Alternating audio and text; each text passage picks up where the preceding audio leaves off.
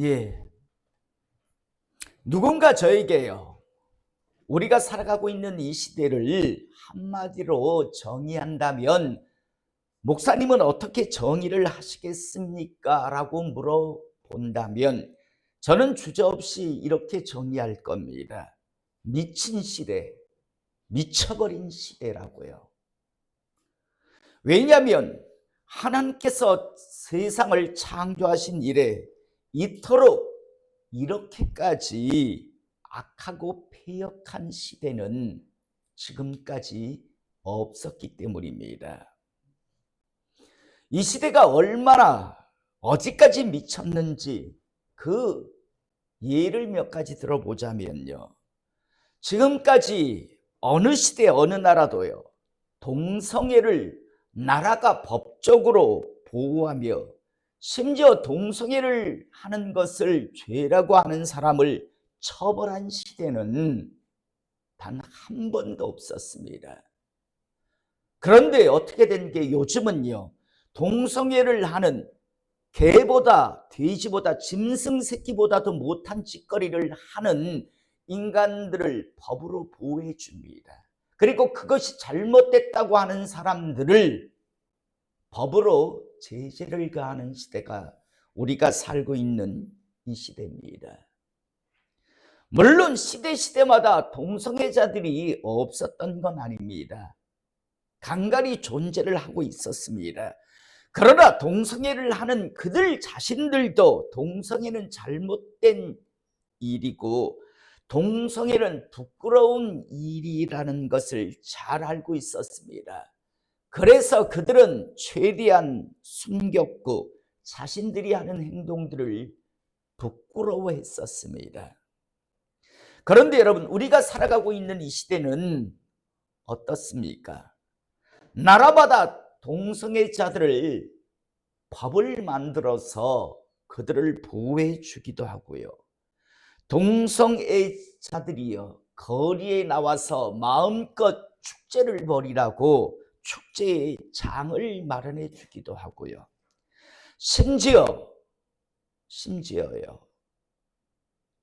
미국이나 호주 같은 경우에는요, 이런 어린 초등학교 아이들에게 동성애를 할 때 어떻게 하면 동성애자들이 성적으로 즐길 수 있는지를 초등학생 때부터 교육을 시켜주고 있는 시대입니다. 여러분, 세상이 미치지 않고서는요 결코 이럴 수가 없지요. 어떻게 어린아이들에게 동성애를 교육시켜 줍니까? 그런데 나라마다 그걸요 잘하는 짓이라고 다들 따라한다는 겁니다. 또 동성애를 막느라고요, 결혼한 부부는 반드시 서로가 지켜야 하는 기본적 의무가 있습니다. 이건 누가 가르쳐 주지 않아도 인간이라면 당연히 알고 있는 겁니다. 그것이 무엇인가 하면 서로가 결혼한 배우자에게 절대로요, 결혼한 사람들은 절대 배우자 외에는 다른 누구와도 성적인 접촉을 가져서는 안 되는 것, 이건 동서양을 막론하고 뭐 특별히 교육 안 해도 그건 당연히 인간이라면 아는 겁니다. 그런데요,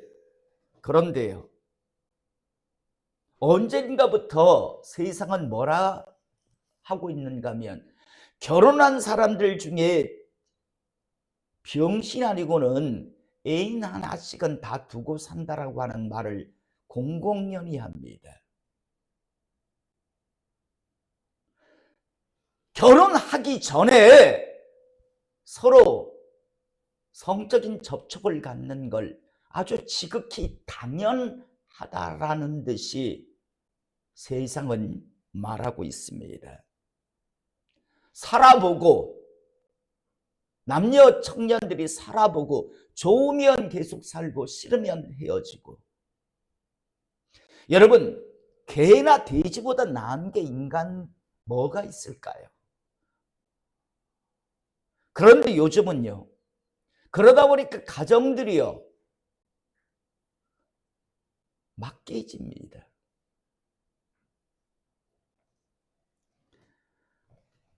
참 안타까운 건요, 예전에는 결혼한 배우자 외에 다른 어떤 성적인 접촉을 갖게 되면 그걸 나라에서 법으로 잘못된 거라고 법으로 제재를 가했습니다. 간통죄입니다.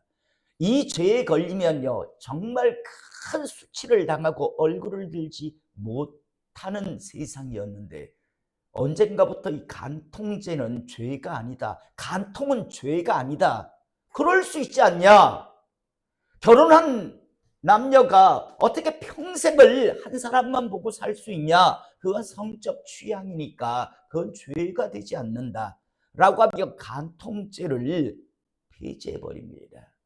그러면서 하는 이야기가, 세상에 간통죄 있는 나라는 그렇게 많지 않습니다 라는 식으로 이야기를 했습니다. 여러분, 뭐 그리 간통죄 없는 나라가 그렇게 잘 됐다고요? 뭐 그리 아름다운 가정을 이루고 산다고 그걸 따라하나요? 또 요즘은요, 요즘은 선생님들이 학생이 어떠한 잘못을 해도 매를 들 수도 없고, 또 잘못된 행동을 한 학생을 꾸지람할 수도요 없는 시대가 우리나라 교육의 현장, 교육법입니다. 극단적인 예로요, 학생은 선생에게 자기에게 뭐라고 이야기한다고 침을 뱉어도 됩니다. 그런데 선생은요, 그 아이에게 어떤 액션도 취하면 안 됩니다. 취하는 순간 해고입니다. 그게 우리나라 교육법입니다. 그러다 보니까 요즘 간간히 어떤 소식이 들립니까? 학생들이 선생을 팼다라는 소식이 간간히 들리잖아요. 그래봤자 전학이 전부예요.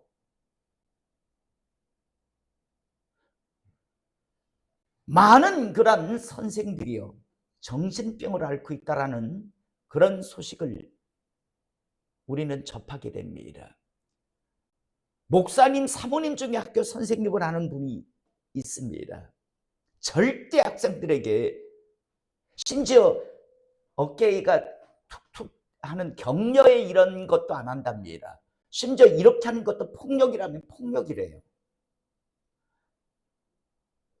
그래서 절대 아이들을, 어떤 사고를 가지고 있는가 하면 내 새끼 아닌데 뭐 어차피 그냥 무사히 안전히 그냥 한 1년을 보내면 그게 제일 유능한 선생이지, 뭐 예전같이 학생에 대해서 뭐 애정을 가지고 뭐 꾸짖고 나무라고 하는 건 상상을 못한답니다. 그래서는 안 된다라고 우리나라 교육법은요 정하고 있답니다. 이게 미치지 않고서는 이게 가능한 일입니까? 정말 완전히 미쳐버린 것 같습니다. 그런데 학교도 이렇게 무너졌는데 이제는 가정까지 무너뜨리고 있습니다. 절대 부모도요, 아이가 잘못을 해도, 심지어 아이가 거짓말을 하고 아이가 남의 것을 훔치고 심지어 다른 사람들을 괴롭힌다 할지라도 부모는 자녀에게 말을 함부로 해서도 안 되고 매를 들어서도 안 됩니다. 이게 우리나라 지금 현실의 법입니다. 애들끼리 서로 안 돼요. 야, 너가 엄마가, 너가 아버지가 매들어, 야, 경찰서에 전화해. 그러면 경찰이 와서 너가 아버지 너가 엄마 다 잡아가. 애들이 모르는 애가 없대요. 우리 새끼는 모를 거야, 내 새끼는 그런 거 모를 거야. 왜 모를 거라고 생각합니까? 아이들끼리 다 서로 정보를 공유하는데요.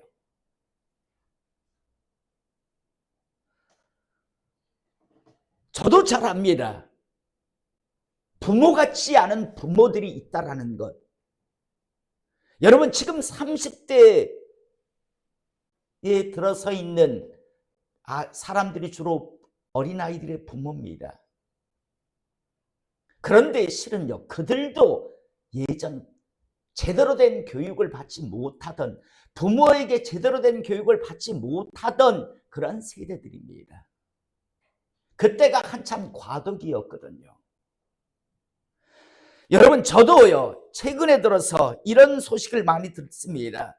어린 자녀를 방치한 채 엄마 아버지라고 하는 자들이 친구들과 함께 술을 먹으러 밤새도록 술을 먹었다라고 하는 부모, 2박 3일 동안 여행을 갔다 오는 바람에 아이가 그냥 집에 혼자 방치됐다가 죽었다라고 하는 소식도 들었고요.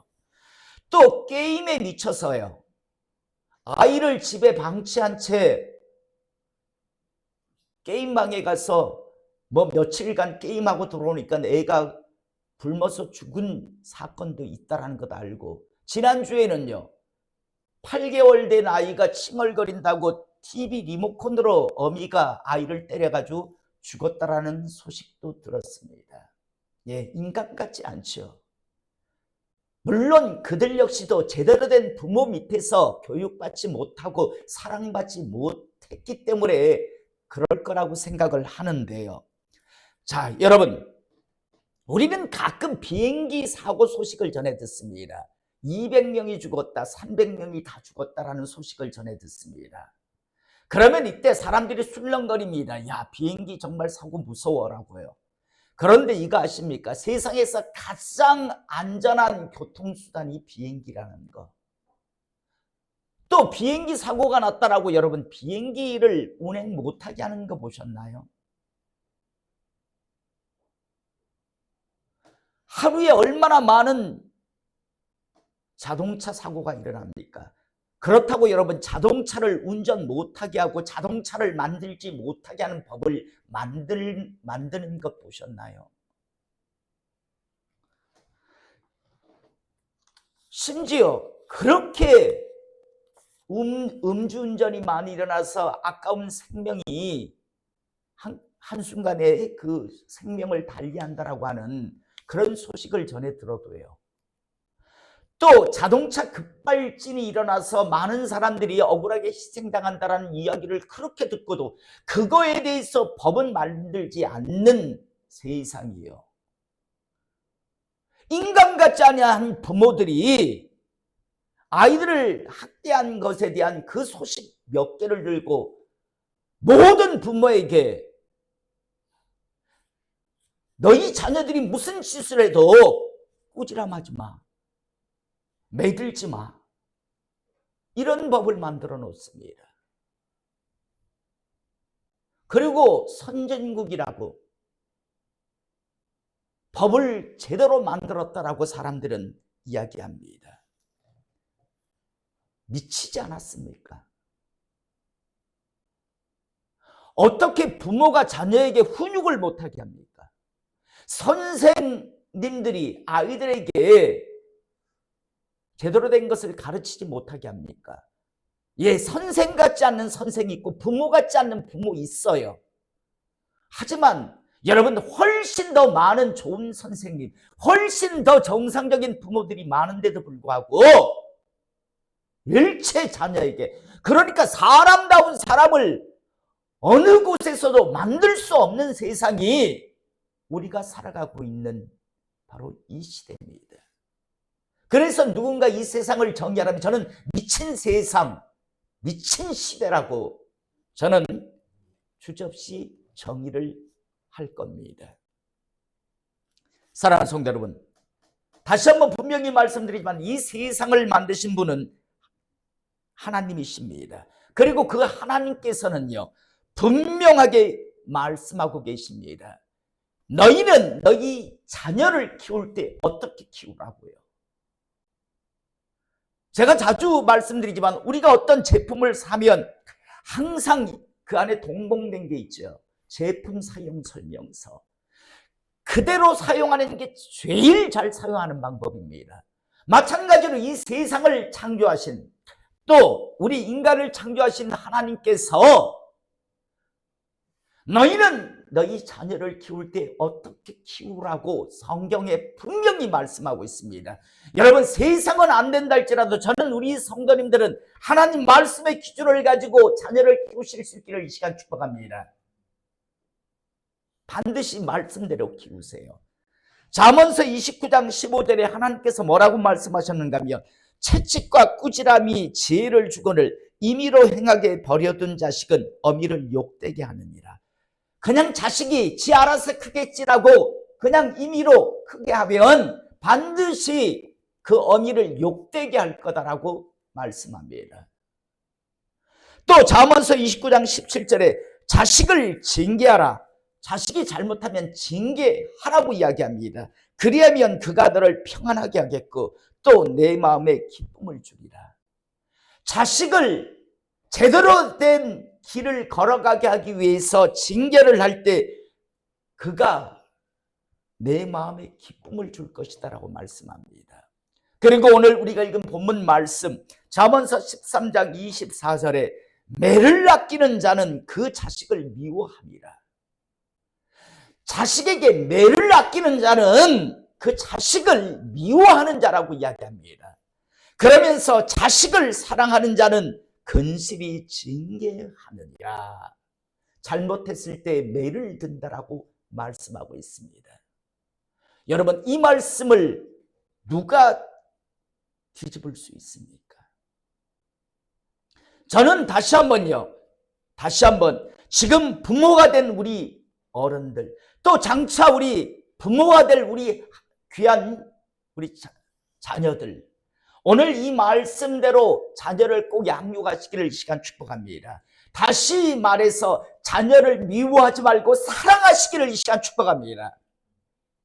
자녀를 미워하지 마세요. 자녀를 사랑하세요. 오늘 성경은 매를 아끼는 자는 그 자식을 미워한다라고 이야기합니다. 대신 자식을 사랑하는 자는 근실히 징계한다라고 분명히 말씀하고 있습니다. 세상은요, 마지막 때로 가면서 사탄 마귀들이 난리를 지킵니다.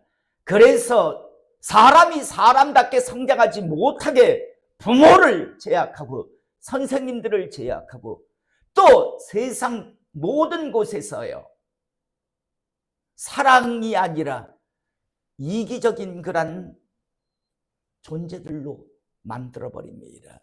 이런 세상에서 함께 휩쓸리지 않기를 이 시간 축복합니다. 세상이 뭐라든 자녀를 미워하지 말고 사랑해 주세요. 자녀가 잘못했을 때는 따끔하게 매를 들으세요. 설사 내 자녀가 경찰에 신고를 해서 내가 감옥에 간다 할지라도요,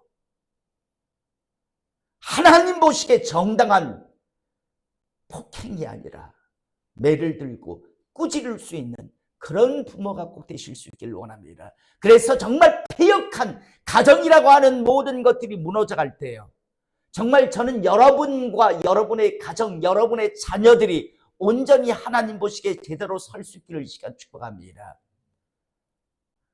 다시 한번 말씀드립니다. 여러분들이 제대로 가르쳐야 여러분들이 자녀가 나중에 또 제대로 된 어미 아비의 노릇을 합니다. 여러분들이 방임해 놓으면요, 여러분 자식들은요, 정말 다른 사람이 볼 때 저게 인간인가? 라는 소리를 들을 정도로요, 그렇게 살아갈 수밖에 없습니다. 저는 다시 한번 세상이 뭐라 하든 저는 우리 성도님들이 자녀가 잘못했을 때는요, 따끔한 징계를 할 수 있는, 매를 들어야 할 때는 매를 들고 꾸짖어야 할 때는 꾸짖을 수 있는요, 그런 부모가 될 수 있기를 이 시간 축복합니다. 그래야 하나님 보시기에 인간답게 하나님이 창조하신 인간의 형상과 모양대로 제대로 살아가지, 방임해 놓으면요, 그 아이는 나중에 여러분들을 부끄럽게 할 것이고 나중에 언젠가 하나님 앞에 갔을 때도요. 내가 너를 내 대신 너희 자녀를 양육하라고 보냈거늘 너는 왜 의무를 다하지 아니하였느냐라고 반드시 책망받으실 겁니다. 다시 한번 오늘 이 말씀, 매를 아끼는 자는 그의 자식을 미워함이라 자식을 사랑하는 자는 근실히 징계하느니라 라는 이 말씀 꼭 기억하시며 하나님 말씀대로 자녀를 양육해 가시는 하나님의 사람 되시기를 이 시간 주님의 이름으로 축복합니다. 기도하시겠습니다.